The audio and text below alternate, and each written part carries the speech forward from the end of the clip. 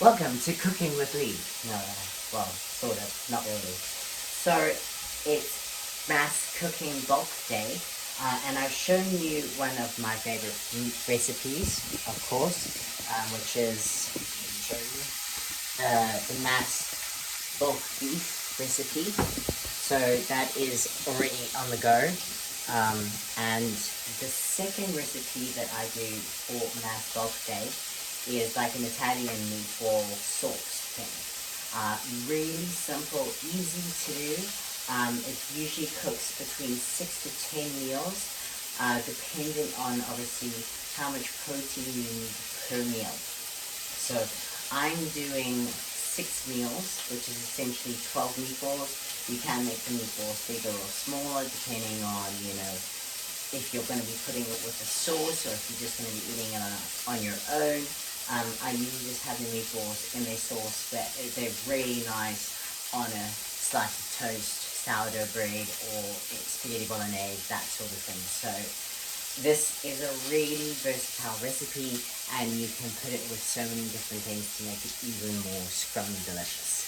So the first thing that I do is I make the meatballs, okay? So literally what I mix is 500 grams of turkey mince and 500 grams of beef mince. I just smush it all together with, like a dash of salt. I like to salt the meat before I start browning it. You can add other flavorants like oregano, garlic into the meatballs itself. I'm quite lazy, and I feel like the sauce, which is it's going to be cooked in at the end, will be enough flavor that the beef will absorb. So I don't bother adding any other flavorants to the actual meatballs besides a nice dosing of salt. So the first thing I do is I brown off the meatballs until they're really, really nice and brown. Lots of caramelization, lots of flavor, okay? So I want to render off as much of that beef fat as possible. Really get the fat out and create some flavor that will, enhance the sauce once I get round to making the sauce. So I do 6 meatballs at a time, okay? I just take the raw meat. There's no binding agents such as eggs or flour or anything like that. It holds together all on its own, with the beef and the turkey mince. And I just sit and I brown it on about 3 sides, rendering out all the flavor, and rendering out the fat. And that fat I'm gonna use as a base to cook my onions, my garlic, my carrots, my celery in. So I'm not adding any additional fat. There's no need to. I can just render it out of the beef. The turkey obviously doesn't have any fat, so it's a lot harder to render out turkey, which is why I mix it 50% turkey, 50% beef, and then I'm getting a leaner dish while still getting the fat and not having to add any additional fat. And then I get yummy round meatballs, which I set to the side. So I've already browned and caramelized 6 of my yummy meatballs, and I've got 6 to go. So I'm gonna brown these up nicely, get the pan sizzling hot, but not like over the top hot. You don't want them burning, because obviously the fat and everything that's gonna come out of the meatball, you don't wanna completely evaporate off. You want it still in the pan so that when you add other flavorants like the celeries and the carrots, it's not, burnt and crispy to the bottom of the pan. So just make sure it's not too hot that happens. In the meantime, okay, I've already started prepping all my vegetables.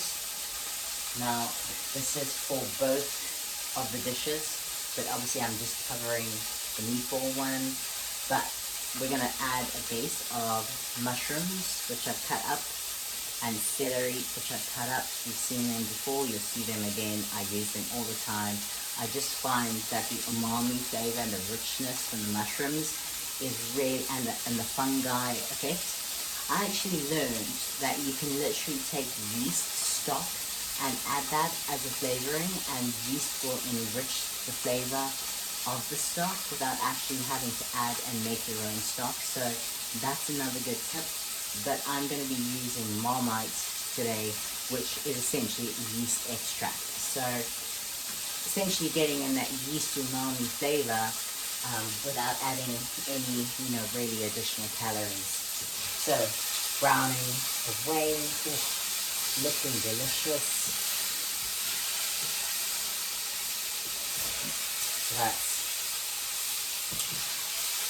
I might just turn this off and show you how it's looking. So this is my beef browning off nicely. As you can see, I've done 2 of the 3 sides, even though it's a ball. I've kind of managed to cut it into 3. So that's the 6 meatballs browning, and those are the 6 meatballs already browned, ready to go when the sauce is done. Okay, so the meatballs are pretty much done. Brown them on 3 sides and they're yummy looking, really like scrum-delicious, steamy goodness. So I take them out the pan, and we've got all the rendered off beef fat now still in the pan, flavored up the pan and ready to add the rest of the ingredients. Now the next thing I do is I add a bit of bacon, okay? I use shoulder bacon rather than streaky bacon, I use back bacon rather than streaky bacon because it's just got a little bit less fat, and I use 4 pieces. Handy tip, rather than having to cut it up manually by hand, scissors are your friends. Obviously it is raw meat, so make sure that you've washed your scissors thoroughly after cutting up the bacon. But I literally just roughly cut it up with my scissors. Let's have a look so you can actually see what I'm doing.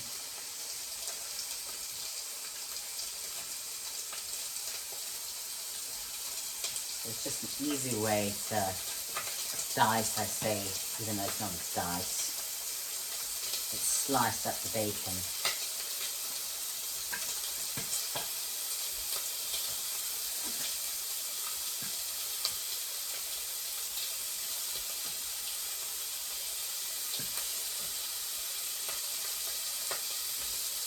This is obviously optional, but remember, now I'm making 6 portions, and the bacon has protein in it. So just accommodate if you're someone who doesn't eat pork. If you don't eat pork, obviously you can leave this step out. You can replace it with something like turkey bacon. That's obviously another option. And just obviously remember, wash your hands thoroughly after handling the raw meat, because if you're doing something that you're not going to be cooking, that obviously can move across. But I'm cooking everything here. So again, rendering out the fat from in the bacon, creating more flavor. So what I'm going to do is I'm going to render out the bacon fat and then crisp the bacon up just a bit before I add any other of my vegetables, and this won't take too long. And I'll stir.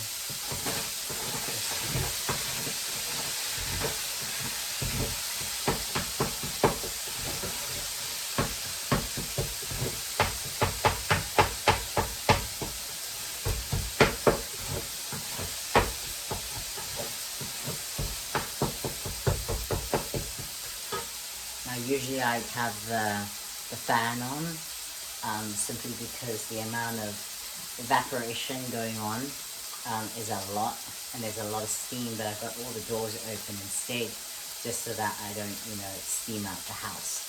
So the bacon is rendered out and it's browning and looking absolutely scrum-delicious. Yes, I do use bacon in my diet. and I have no issue with it whatsoever. I'm not one of those people who believes, a diet needs to strictly be fish and broccoli. Variety is the spice of life, and it helps you to stay on track and on target. So, add in things like bacon if you like it. Right, so that's been browning off nicely. The bacon's looking delicious. So I'm going to add in my mushrooms and my celery.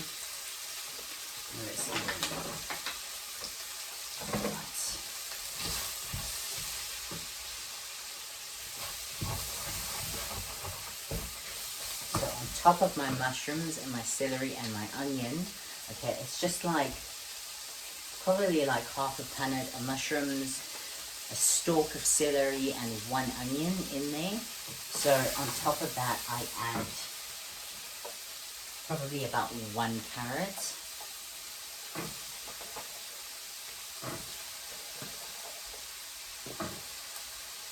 You can, of course, add as much vegetables as you want. Obviously, the more substance, especially if you're not going to be putting this meal with, spaghetti or bread, you want as much substance as there as possible to make it as big a meal. So, go gung-ho and add as much vegetables as you want. I believe vegetables are your friend, especially when you're dieting, because you can literally triple the size of your meal whilst literally adding almost no calories to it, making it a far more substantial meal without, as I said, with minimal calories added.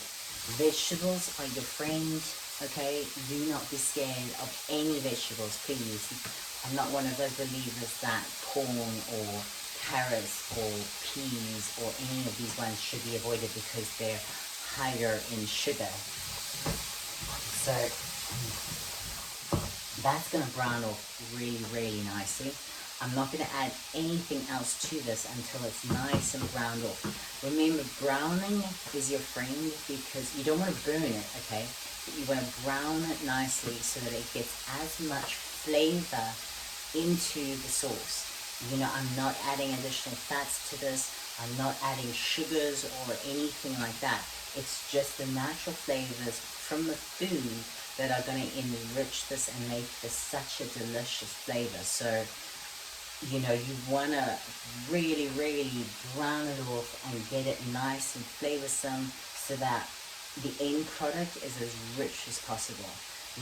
When you're dieting, it's about manipulating the meals to make them as flavorsome as possible. And the truth is, I'm not doing anything extraordinary here.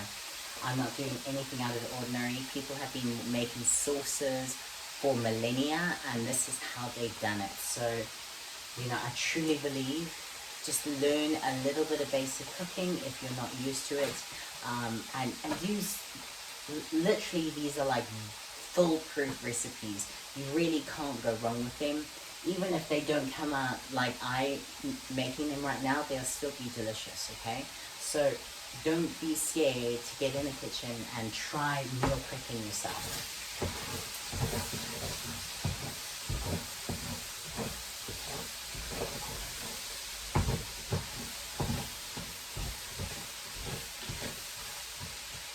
So whilst that's browning off, I'm going to start prepping the garlic.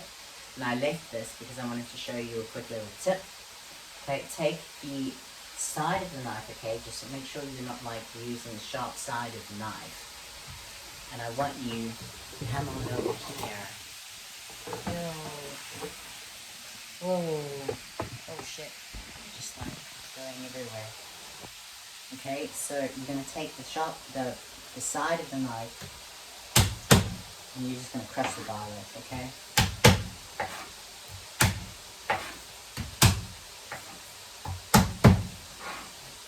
And then it becomes far easier to get the meat of the garlic from in the skin rather than trying to kind of peel it whole, okay? Still takes a bit of time though. You can use garlic powder rather than, you know, sitting and peeling each garlic clove, especially if you like garlic as much as I do, and you end up putting like half a bowl of garlic into your meal, okay? So I'm gonna finish peeling and preparing all this garlic, and then hopefully the sauce will be brown enough so I can show you how I finish it off before leaving it to cook for a bit. So we'll be back in a bit. And we're back, and I just wanted to show you, okay, so that's how it's looking. So nice and brown, softened down, and we've got lots of flavor developing in the pan, okay? And that's what you want, all that delicious flavor.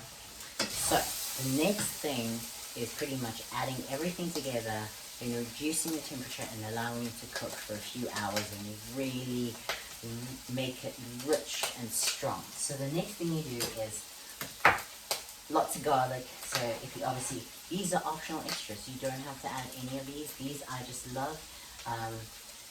A crap load of garlic, like literally like half a bowl of garlic. So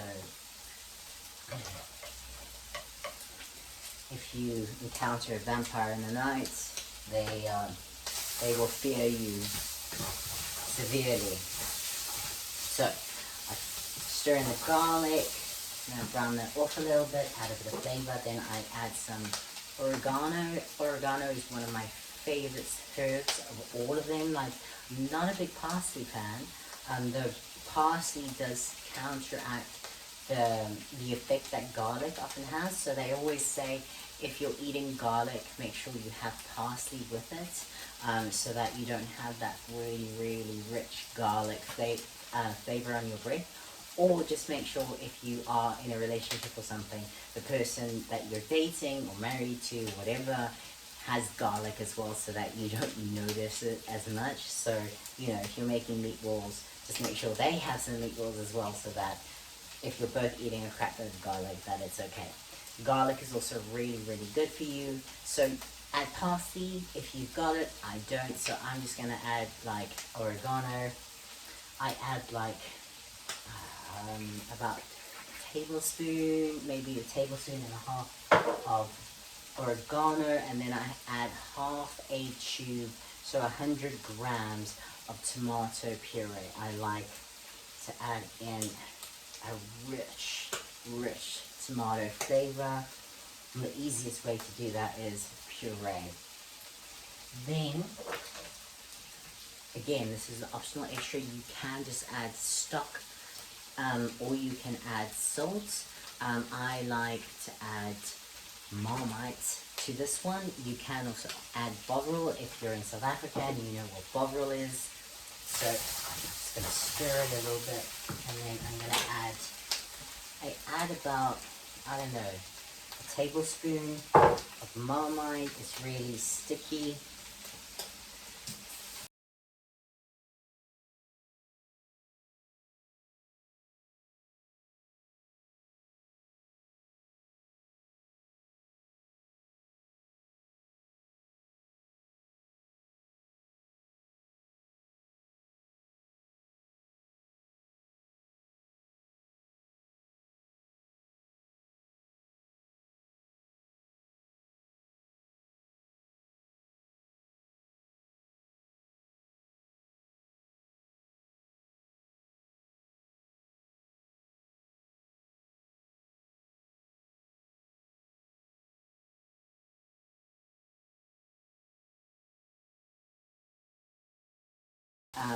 If you are one of those people who's worried about cutting yourself on the tin lid, just make sure you bend it back in and then bend the actual pan so that the lid can't come out.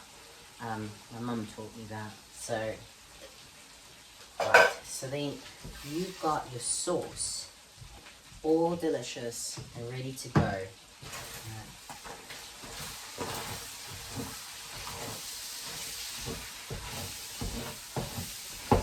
I'm just multitasking here. If you have not watch my other video on how to make mince in bulk, bolognese or Lebanese inspired mince. Make sure you go and watch that video, because I'm not telling you what I'm doing in this part because I'm assuming you've already watched that video. Sneaky, sneaky.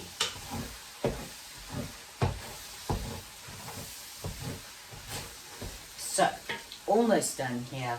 I'm not going to add any additional salt. I did once before and it became extremely salty very, very quickly, because remember, even though this is quite watery now, in an hour or two, once it's thickened and reduced, all those flavors are going to be really, really concentrated, and the salt from the Marmite, and which is really in the meatballs, is going to probably be enough. And you can always add more salt, right? You can't take it away. So make sure that you don't go crazy with the salt, and get the salt right for the sauce, because this salt is going to reduce and get richer. So, you know, be careful with the salt right now. Rather add any additional salt at the end of the cook. Then you add all the meatballs.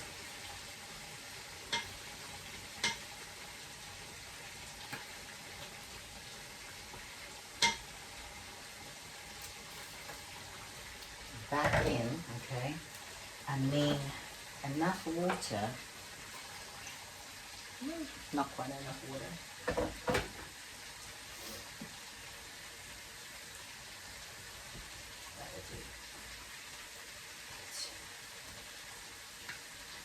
so that is now ready, okay. You can add a little bit more water so it just covers the meatballs. That's a little shy, but I don't have any more water in my kettle. But essentially, I'm gonna, once I stop recording, I'm gonna add a little bit more water. And then you reduce the temperature to a simmer, okay? So that's like 3 to 4 on my pot. You don't want it burning at the bottom. You just want it slowly simmering, you know, lid on completely. Sometimes, obviously, if I need to cook it quicker and reduce it quicker, I'll have the lid slightly off so that I can evaporate the excess liquid. But this time round, I've got all day to cook it, so lid on completely, which allows it to cook for even longer and just really enrich the flavors. If you're just using a lean meat like turkey, you don't want to cook it for as long, okay? So then I would suggest have the lid slightly off and just monitor it so that it doesn't, you know, start to burn because too much liquid's evaporated. But I'm going to have the lid on, and I'm probably going to cook this for about 2 hours. But I will track the time because I never actually do. I just go on eyesight. So I'm going to cook this, reduce this down, and in about 2 hours I'll show you the finished product, because I actually don't have one ready. We cook.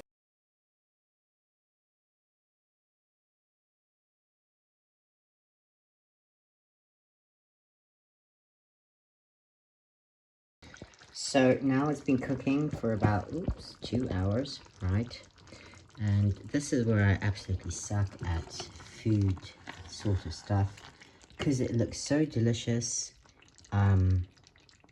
in person, and then I look at it through the lens and it really doesn't look as delicious as it does just, you know, when I look at it to the eye. But so that's about 2 hours. You can see it's quite reduced, probably more than half reduced in liquid. I tasted it to check the sodium content. Definitely does not need more salt or anything like that. So that is 6 meals of meatballs. Prep time, what, like, if I wasn't jabbering, about 20 minutes or so, and then cook time for about 2 hours. And we're back, and it has literally been about 2 hours. It's been bubbling away or simmering away, reducing, getting thicker and richer and more flavoursome. So that is 6 meals of protein for me.